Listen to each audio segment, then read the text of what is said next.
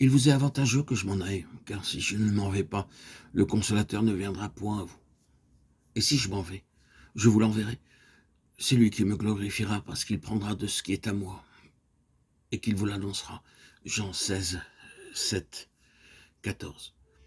L'Écriture nous dit que le Fils de l'homme est glorifié de deux manières. Par le Père dans le ciel, par l'Esprit sur la terre. En Dieu lui-même, là-haut, en nous, ici-bas. Quand Jésus nous parle de sa glorification dans le ciel, il nous dit, si Dieu a été glorifié en lui, Dieu aussi le glorifiera en lui-même et il le glorifiera bientôt. Jean 13, 33.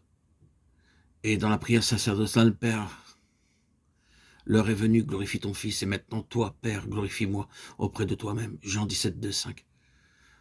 Quand il nous parle de sa glorification sur la terre, il nous dit, l'Esprit me glorifiera. Je suis glorifié en eux. Jean 17, 10. Glorifier un objet, c'est en révéler la valeur, l'excellence cachée.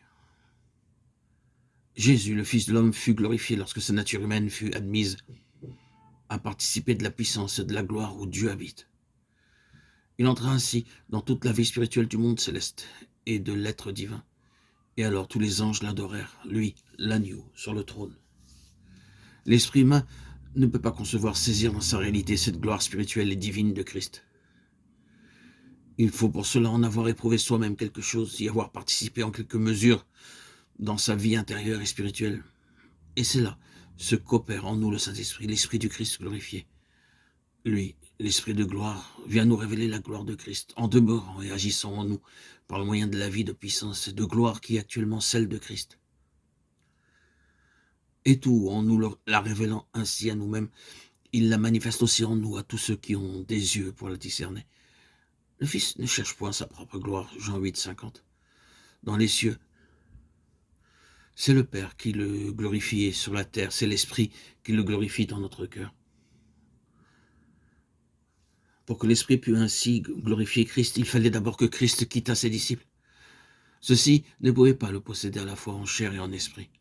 Sa présence corporelle faisait obstacle à sa présence spirituelle.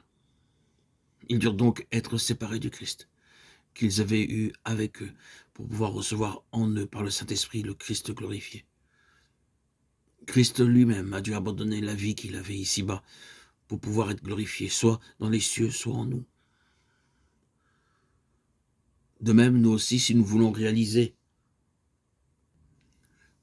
que l'Esprit glorifie Christ en nous, nous devons renoncer au Christ que nous avions connu jusque-là et à la mesure de vie spirituelle que nous avions premièrement reçue. Je suis convaincu que c'est précisément là ce que beaucoup de chers enfants de Dieu ont encore à apprendre.